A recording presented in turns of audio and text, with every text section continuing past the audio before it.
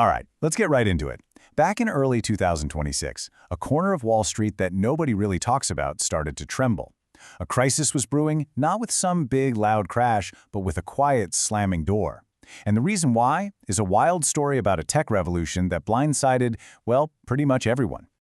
Take a look at this number. That's $2 trillion. Let that sink in for a second. That's the size of something called the private credit market. Think of it as this massive, invisible engine that powers thousands of companies. You know, the ones that are too big for a simple bank loan, but not quite big enough to be on the stock market. For years, this was the place to be, seen as smart, super stable, and very profitable.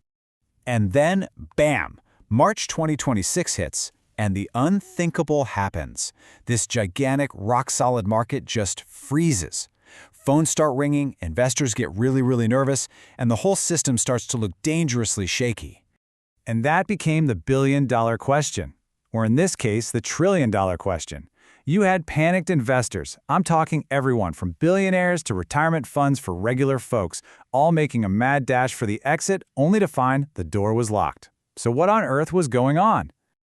Well, the first clue started popping up in the headlines. The biggest names in the game were basically putting up barricades, telling their clients, sorry, you can't have all your money back just yet. And this is where we all got a crash course in a bit of Wall Street slang that was about to go mainstream. It's called gating. Honestly, the best way to picture it is to imagine a super crowded nightclub.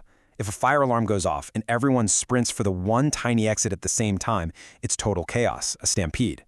So what do the bouncers do? They step in, right? They control the flow, letting people out just a few at a time to keep everyone safe. That is exactly what was happening here, but with billions and billions of dollars. And listen, this wasn't just some theoretical risk. This was happening for real. BlackRock, the biggest asset manager on the planet, had people trying to pull out over 9% of their huge private credit fund. They could only pay out about half of that. Morgan Stanley? Even worse. Almost 11% of their investors wanted out, and they could only give back less than 46% of the money. The message was loud and clear. Your money's stuck. But why was everyone panicking in the first place? So what was spooking everyone? It wasn't a housing bubble or some currency collapsing. No, the real culprit was way more 21st century. Artificial intelligence. A tech earthquake that some analysts started calling the SaaSpocalypse had just torn right through the software industry, which, by the way, was the #1 place all this private credit money was invested. Okay, this is the absolute key to understanding this whole mess. See, up until around 2025, we all thought of AI as a co-pilot. It was a cool new tool that helped your graphic designer work faster or your programmer code more efficiently. And software companies loved it. They could charge you more for these fancy AI features. But by 2026, the model flipped. AI wasn't a co-pilot anymore. It was the competitor.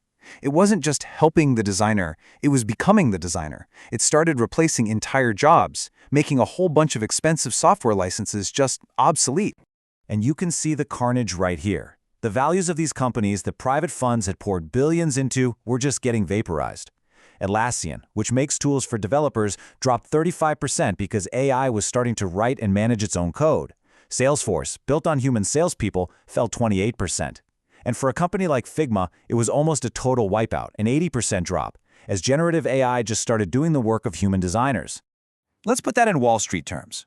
In 2022, a software company was maybe worth 30 times what it earned in a year. That was the bet these private lenders made. But by 2026, that number was slashed almost in half, down to just 16 times earnings. Think about that.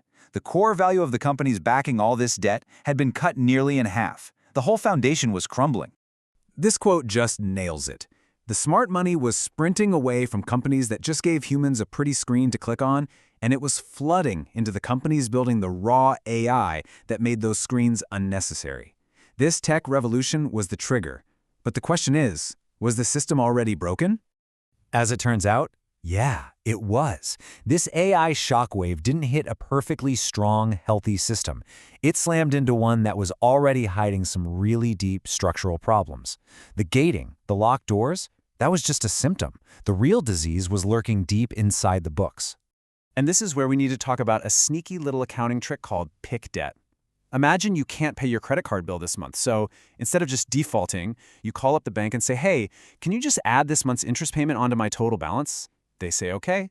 Technically, you haven't defaulted, but your debt just got bigger. That's what hundreds of these companies were doing to pretend everything was fine. This chart tells you everything you need to know. Officially, the percentage of companies not paying their loans looked fine, just 2.46%.